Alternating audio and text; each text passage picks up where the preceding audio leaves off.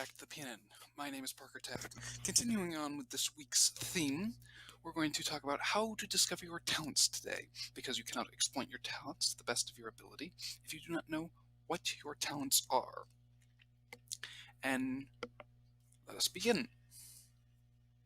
So, since talent is such an abstract thing, you hear people say, oh, that person's a talented singer, a talented basketball player, they have natural raw talent.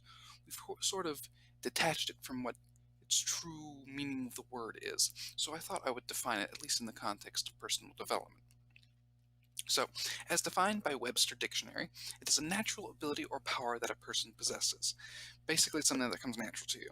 You are naturally good at singing, naturally good at throwing a baseball, naturally good at writing speeches or stuff like that. But if there's one thing you've learned, nothing comes natural to us. We're all born with the same basic stuff. Fear of loud noises, fear of being dropped. And that's it. The rest of it, what we have in this world is learned. But usually, what we consider our natural talents comes out very early in age, something that we're passionate about and that we invest time in to learn. So, Gallup defines it a little better, saying it is a skill or aptitude for some task which reflects your character and commitment to the art of whatever task you are doing, according to Gallup. So, in layman's terms, basically, it means something that you're really good at, that you've always done, and that you've built upon your skills over the years, because you didn't come out of the womb throwing a perfect baseball or writing a perfect speech or singing a perfect song or playing a perfect chord. You didn't, but from an early age, you identified that as something you liked to do, and you became what we would consider passionate about it, and then you invested time and energy to better your skills at it, out of the mere joy of doing it. We have skills and we have knowledge. People have become good at math as they learn it, but doesn't mean they necessarily like math. People are good at running, but that doesn't necessarily mean they like running. But some people do have a natural talent for running. You see, talent is an intersection between what someone's value is, so something that brings value to themselves and to the community. Your talent, which actually should be more defined as a skill, and then the passion or energy you feel for it.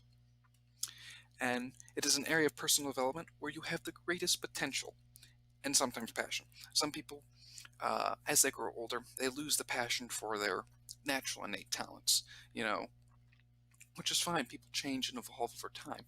But it goes to show you that it doesn't always have to go together, but most of the time it does. So, actually, there's a good illustration at the bottom here that's skills, and it shows the intersecting lines of the various aspects of one's life. So, now that we know what talent is, how do I find my talents?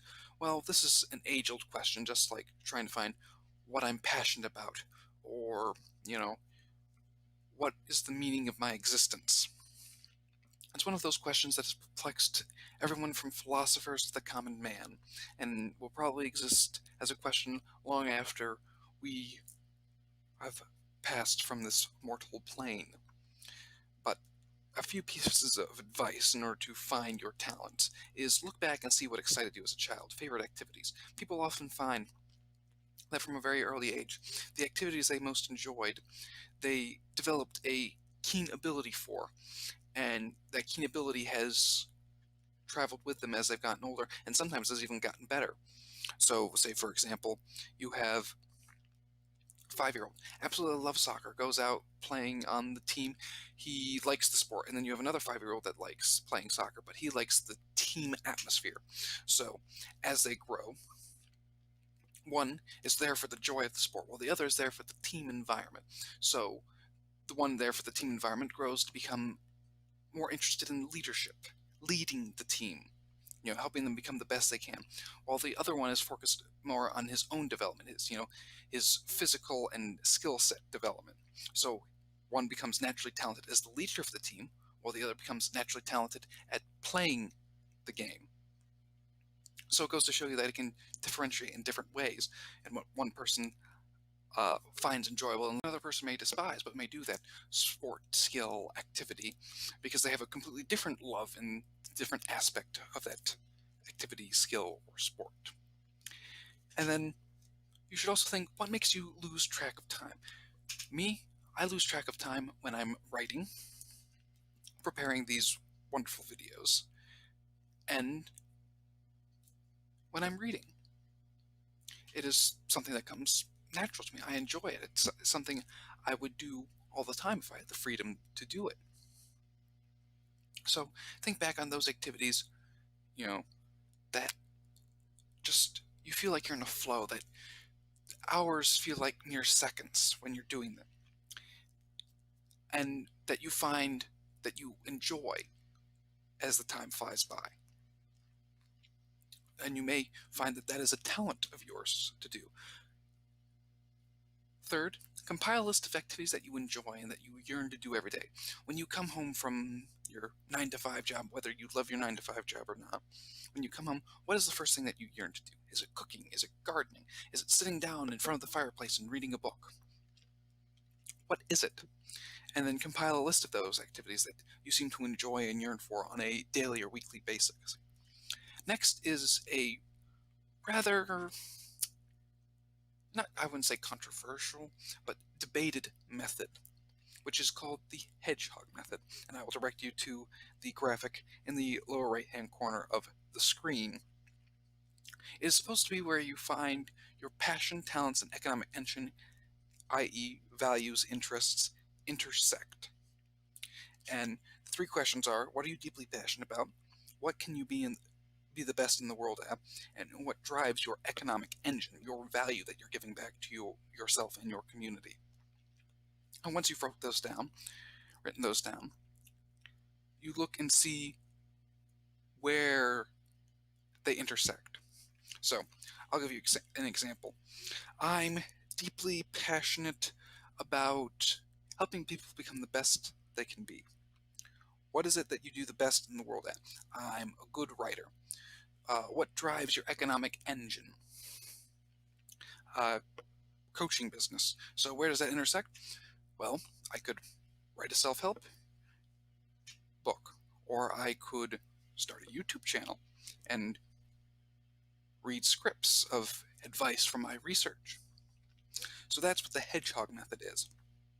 And it's to see where these intersect. There's a link to the webpage where I read about this and got most of the information regarding the hedgehog method, and I advise you check it out because they do a way better description than I can in this relatively short video, and they go more in depth about how you can explore the various facets of these three questions. So I highly recommend that you look into that.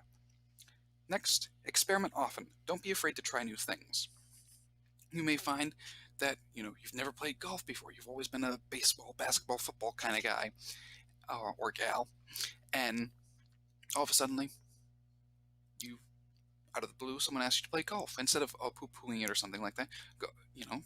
If you have nothing else better to do, go out and try it. You may find that you love it, and that's your new passion. Or maybe not, but you never know unless you try.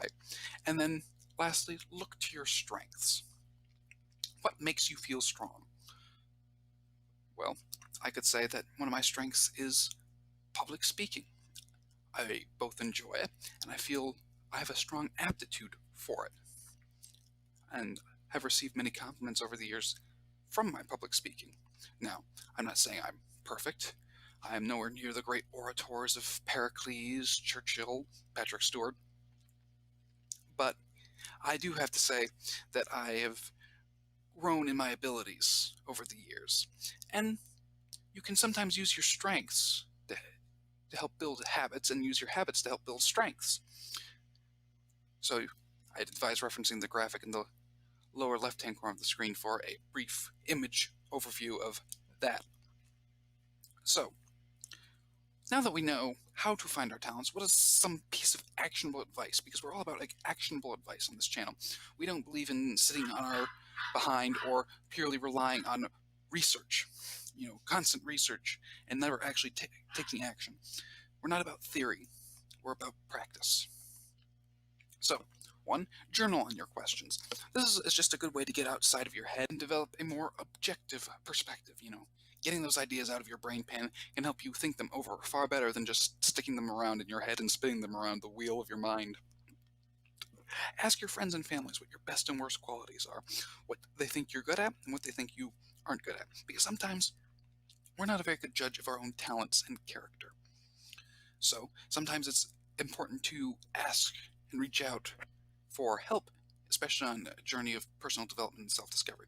Now, I highly advise you only do this with people you trust, and you emphasize the point that you're trying to improve yourself, because some family and friends would refuse to do it because they care about you and wouldn't want to hurt you, and others who may be on the more outer spheres or in particular dynamics may take that opportunity to belittle you. So you have to do it with someone you trust and who you believe will give you a fair assessment, and then highlight when you ask the question that it's for your own knowledge and your own personal development, and that you're not trying to find something to beat yourself up for or toot your own horn.